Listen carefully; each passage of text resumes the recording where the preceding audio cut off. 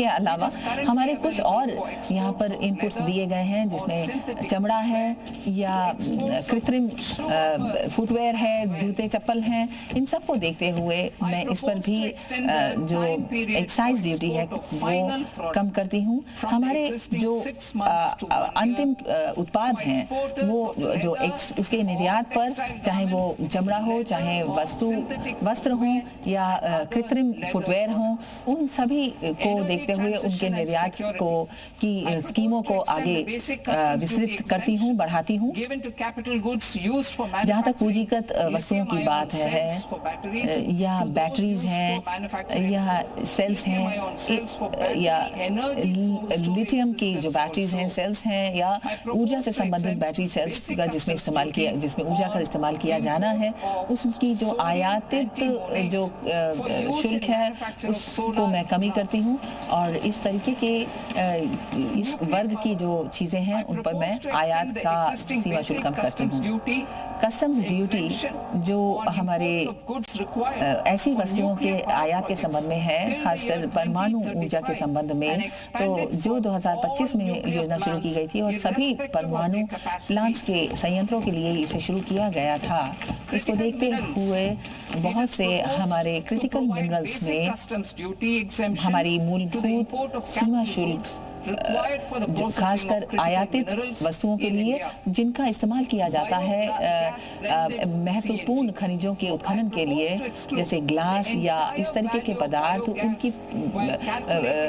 पे सीमा शुल्क में कमी लाती हूँ। ऐसे ही बायोगैस पे भी मैं सीमा शुल्क में कमी लाती हूँ, खासकर जो सीएनजी बायोगैस के साथ मिलकर बनती है उसके सीमा शुल्क, उसके उत्पाद शुल्क पर मैं कमी लाती हूँ। इसके अलावा जो हमारी मूलभूत कस्टम्स ड्यूटी है उसको देखते हुए बहुत से सिविलियन ट्रेनिंग इसमें की गई हैं। हमारे सिविलियन ट्रेनिंग एयरक्राफ्ट वायुयान शुरू किए गए हैं और इस पर हम आधारभूत सीमा शुल्क इस पर कम करते हैं। उन मैन्युफैक्चरिंग पार्ट्स के लिए जो इन वायुयानों के अनुरक्षण, उनकी रखरखाव, उनके कुल मिलाकर उनकी सभी सेवाओं से संबंधित जो उपकरण हैं वो इन वायुयानों पर उन पर सीमा शुल्क कम करती हूँ। उपभोक्ता इलेक्ट्रॉनिक सेक्टर में मैं आधारभूत कस्टम ड्यूटी को कम करती हूँ और माइक्रोवेव ओवन्स के विनिर्माण में शुल्क को कम करती हूँ। विशेष आर्थिक जोन, इसमें मैं ये बताना चाहूँगी कि हमारी जो क्षमता निर्माण के क्षेत्र में जो हमारे विनिर्माण यूनिट हैं विभिन्न जोनों में हैं, वो उनमें काफ़ी अड़चनें आती हैं। तो मैं ये प्रस्ताव देती हूँ कि मैं एक बार एक ऐसी सुविधा दूंगी जहां पर जो ये विनिर्माण से संबंधित यूनिट्स हैं जो विशेष आर्थिक जोनों में हैं, SEZs में हैं, उन्हें कुछ कंसेशनल रियायती दरें प्रदान करती हूँ। ये एक बार के लिए दी जा रही है।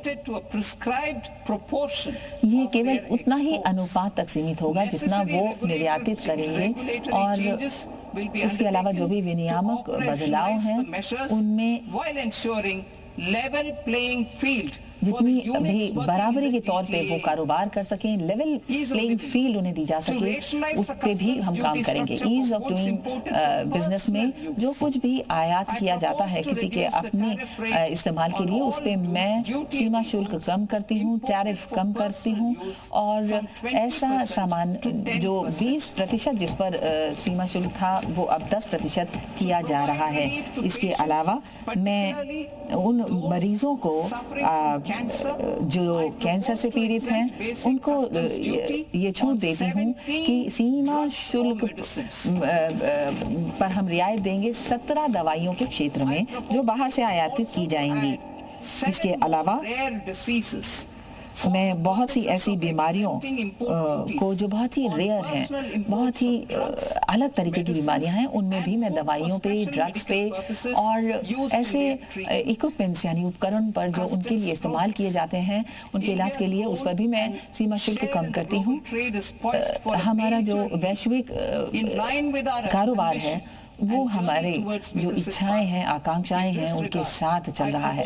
जो विकसित भारत की हम जो मार्ग है उस पर अग्रसित हैं और हम ये चाहेंगे कि जो कारोबार है वो ज़्यादा तेज़ी से हो सके, इसके लिए हम कम से कम उसमें हस्तक्षेप करने की नीति ला रहे हैं। और इसके अलावा टियर 2, टियर 3 प्राधिकृत आर्थिक ऑपरेटर्स जिन्हें AEOs कहा जाता है, उनके लिए सीमा 15 दिन से 30 दिन बढ़ाती हूँ। साथ ही साथ हमारे जितने भी विनिर्माण करने वाले लोग इकाइयाँ हैं, लोग हैं, उनको हम ये बढ़ावा देते हैं और ये प्रोत्साहन देते हैं कि वो पूर्ण रूप से टियर 3 AEO बन सकें। To provide greater certainty and for better business planning, बेहतर बिजनेस प्लानिंग के लिए मैं ये बोलना चाहूँगी कि जितनी भी कस्टम्स ड्यूटी है वो 3 वर्ष से हम 5 वर्ष से बढ़ावा देना चाहेंगे, क्योंकि भारत सरकार की अपनी एक ये नीति रही है अंतर्राष्ट्रीय स्तर पर कि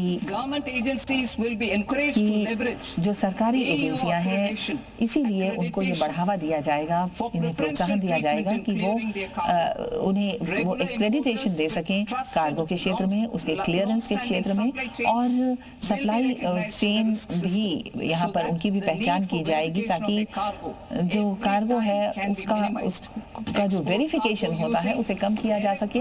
कार्गो का इस्तेमाल इलेक्ट्रॉनिक्स का सीलिंग और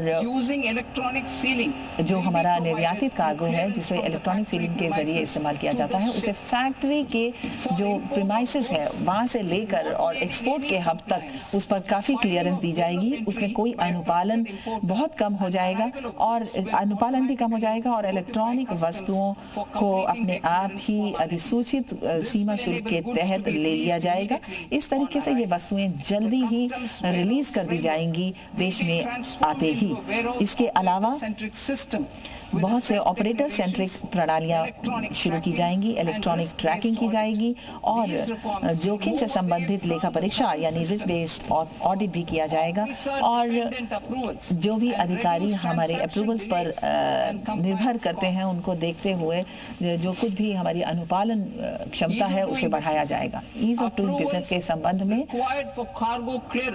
जो भी कार्गो क्लियरेंस है उनमें जितनी भी सरकारी एजेंसियां हैं उसे पूरी तरीके से प्रसंस्कृत किया जाएगा और डिजिटली कनेक्टेड विंडोज के जरिए इस वित्तीय वर्ष में उसको देखा जाएगा।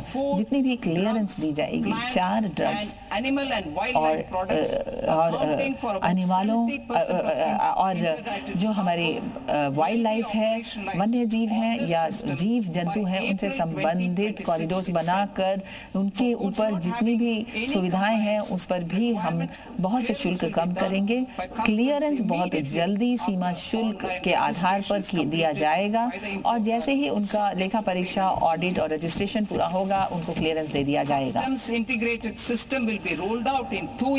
सीमा शुल्क से संबंधित समेकित प्रणाली शुरू की जाएगी। ये एकल समेकित प्रणाली शुरू की जाएगी जो सारी प्रक्रियाओं को अपने में शामिल करेगी।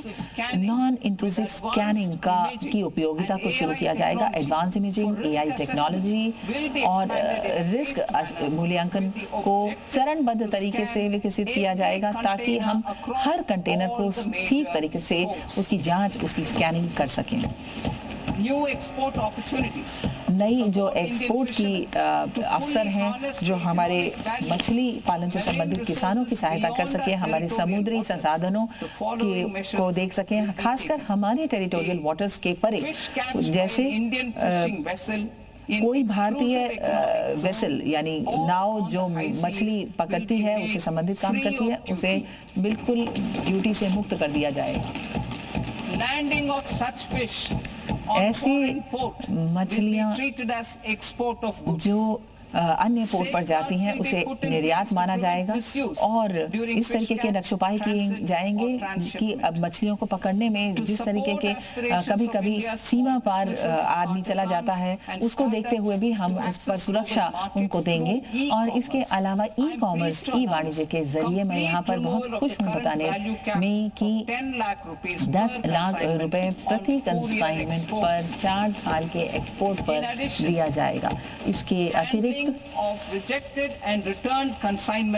बहुत सारे ऐसे कंसाइनमेंट्स जिनको देखा जाना है, जिन पर काम किया जाना है, इनकी पहचान की जाएगी और इसके लिए ये प्रस्ताव किया जाता है कि बैगेज क्लियरेंस में जब हम अंतर्राष्ट्रीय यात्रा करते हैं तो हम यात्रियों की जो चिंताएं हैं उन पर पूरी तरह ध्यान देंगे और बहुत से हम निःशुल्क इस तरीके की वस्तुओं को लाने देंगे और इस पर पूरी स्पष्टता लाएंगे, जिसमें टेम्परेरी कैरेज ऑफ गुड्स के क्षेत्र में जो हमारे पैसेंजर्स यानी यात्रियों को दी जाएगी और इसके अलावा बहुत सारे ऐसे जो डिस्प्यूट्स हैं उनको हम पेनल्टी देने के जरिए ही पूरा कर देंगे।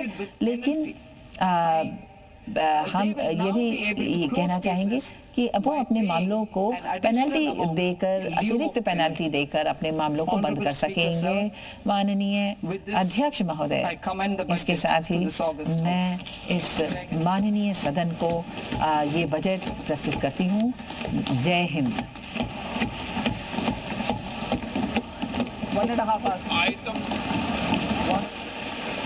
आइटम नंबर 3, माननीय वित्त मंत्री जी।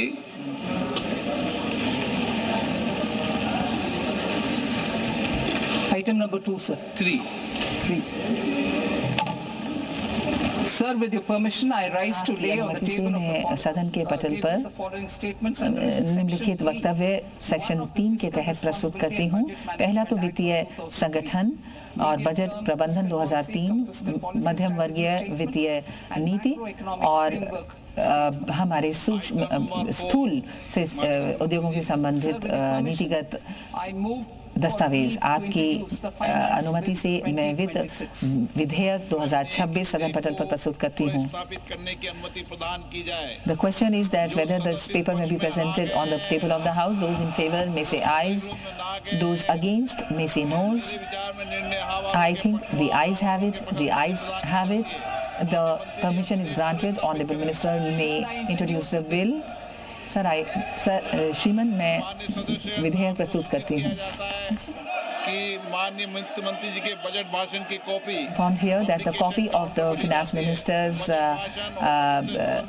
budget is now on the window of the Lok Sabha Secretariat, and the copy will also be made available on the portals. The House stands adjourned to meet again on 2nd February 2026, Monday, 11 a.m.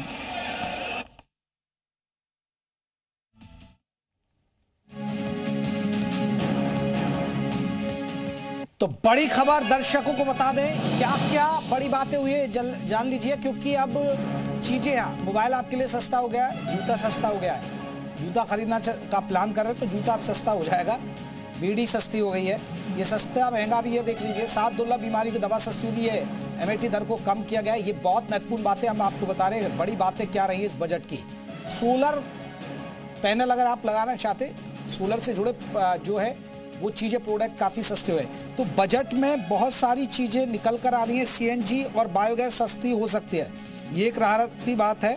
Budget में क्या क्या कुछ बिंदु हैं वो हम graphics के जरिए आपको बता रहे हैं। तो जो इनकम टैक्स स्लैब में कोई बदलाव नहीं किया गया, जिसका मैं जिक्र भी चर्चा सुबह से कर रहा था कि सरकार शायद कुछ नहीं करेगी क्योंकि पहले एक बड़ी सौगात दे चुकी है। तो वो चीज़ हुई है। टैक्स में कोई बदलाव नहीं है। अगर आप जानना चाह रहे हैं, क्योंकि आप सैलरी है, नौकरी है अगर आपकी, और तो आपको बता दें कोई भी बदलाव नहीं किया गया है। एक सबसे बड़ी बात है, यूपी के हिसाब से अगर देखें तो 2 हाई स्पीड रेल कॉरिडोर की घोषणा हो गई है वाराणसी के लिए। ये काशी की बम बम हो गई है भाई। उन्होंने वाराणसी इनलैंड वाटरवे को इकोसिस्टम को एक शिप रिपेयर सिस्टम बना के, जी आप जहाज का रिपेयर का काम होगा, ये भी एक बड़ी बात है। शिप रिपेयर काम होने जा रहा है, ये खुशखबरी है काशी वासियों के लिए, ये यूपी वासियों के लिए एक बड़ी सौगात है, क्योंकि प्रधानमंत्री नरेंद्र मोदी का संसदीय क्षेत्र है। हाई स्पीड रेल कॉरिडोर से जोड़ने की घोषणा कर दी गई है। देश में 7 हाई स्पीड रेल कॉरिडोर चलाए जाएंगे। इनमें 2 high speed rail corridor PM Modi के संसदीय क्षेत्र वाराणसी में से जुड़ेंगे। ये बड़ी खबर है दर्शकों के लिए, यूपी के लिए, वाराणसी के लोगों के लिए, कि Delhi Varanasi high speed rail corridor बनाया जाएगा। वाराणसी को पूर्वोत्तर से जोड़ने के लिए दूसरा high speed rail corridor Varanasi Siliguri का होगा। ये बहुत महत्वपूर्ण, दिल्ली वाराणसी, वाराणसी सिलीगुड़ी, तो आप सोचिए कितना फायदा होने जा रहा है। और इसके अलावा देखिए, जैसे अगर हम बात करें Mumbai Pune high speed rail corridor, Pune Hyderabad high speed rail corridor, Hyderabad Chennai high speed rail corridor, Hyderabad Bengaluru high speed rail corridor और Chennai Bengaluru high speed rail corridor. बाकी दो आपको बता ही दिए हैं कि दिल्ली और Varanasi high speed rail corridor और वाराणसी से सिलीगुड़ी। और टैक्स में कोई बदलाव नहीं। वो बड़ी खबर आप जान सकते हैं कि भैया क्या 12 के बाद कुछ हुआ नहीं हुआ। आप ये जानना चाह रहे होंगे कि अगर आप सैलरी वाले हैं तो कितने आपका टैक्स स्लैब में कुछ चीज़ें हुई है, वो नहीं हुआ है। लेकिन जो बनारस की इसमें थोड़ी सी चीज़ें देखने को मिली है।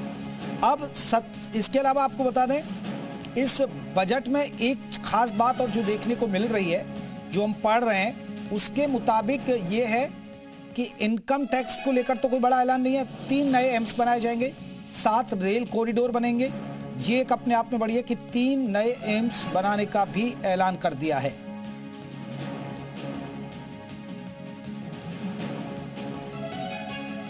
तो बहुत सारी चीजें टियर 2 टियर 3 शहरों पर भी खास फोकस है।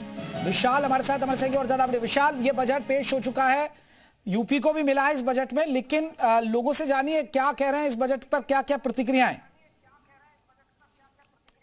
देखिए, बिल्कुल मैं इस वक्त CII में मौजूद हूँ और बजट पेश हो चुका है। तमाम हमारे साथ जर्नलिस्ट हैं, ये इनसे जानने की कोशिश करते हैं कि क्या कुछ बजट में आशा। सर, क्या